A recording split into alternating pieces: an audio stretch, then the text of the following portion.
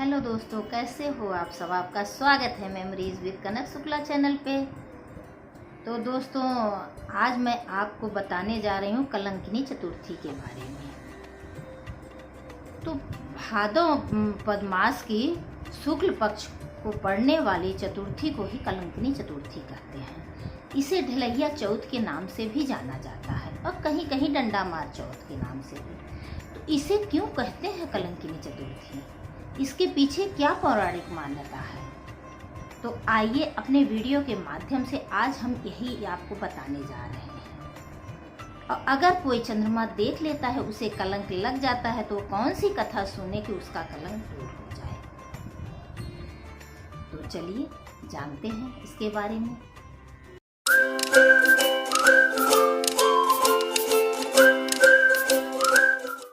एक बार भगवान गणेश बड़े ही प्रेम और चाव से अपने मनपसंद मिष्ठान खा रहे थे। उसी समय वहां से चंद्रदेव गुजर रहे थे।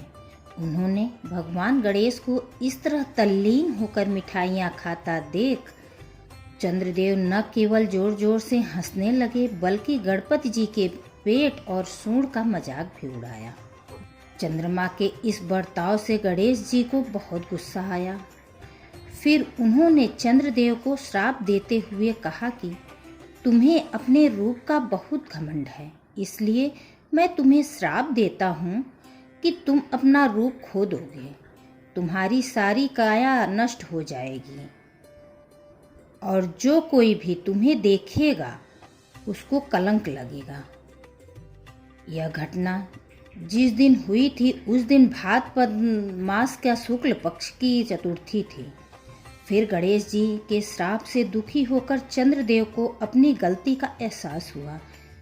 फिर उन्होंने गणेश जी को खुश करने के लिए सभी देवी देवताओं के पास मिलजुल कर पूजा की। इससे गणेश जी प्रसन्न हो गए।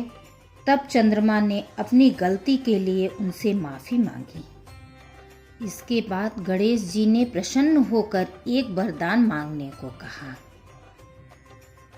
तब सभी देवताओं ने चंद्रमा को क्षमा करने और अपना श्राप वापस लेने का वरदान मांगा। ऐसे में लंबोदर ने कहा कि मैं अपना श्राप वापस तो नहीं ले सकता, परंतु इसे सीमित अवश्य कर सकता हूँ। तब गणेश जी ने कहा कि महीने के 15 दिन तो चंद्रदेव की कलाएं बढ़ेंगी और 15 दिन के लिए क्षीण होंगी।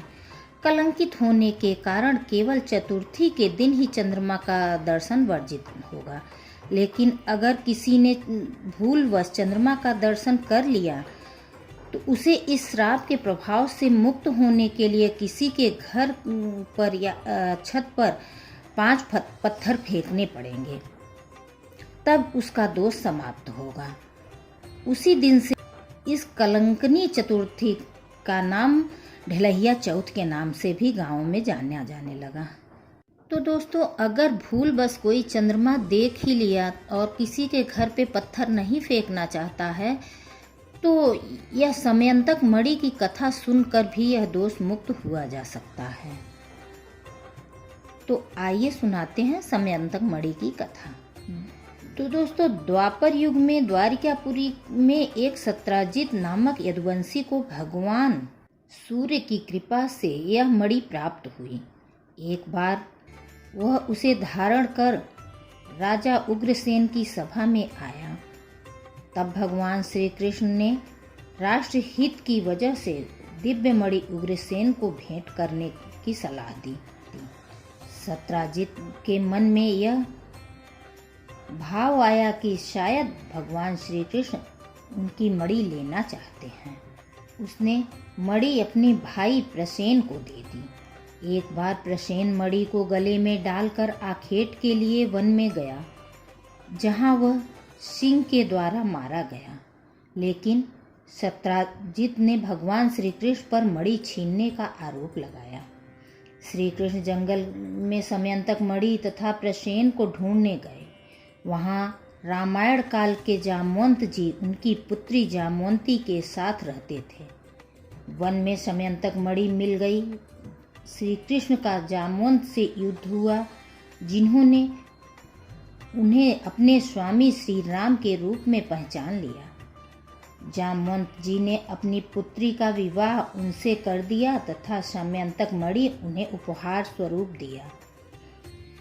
इस प्रकार श्री कृष्ण का मिथ्या कलंक दूर हुआ और वह उस कलंक से मुक्त हुए।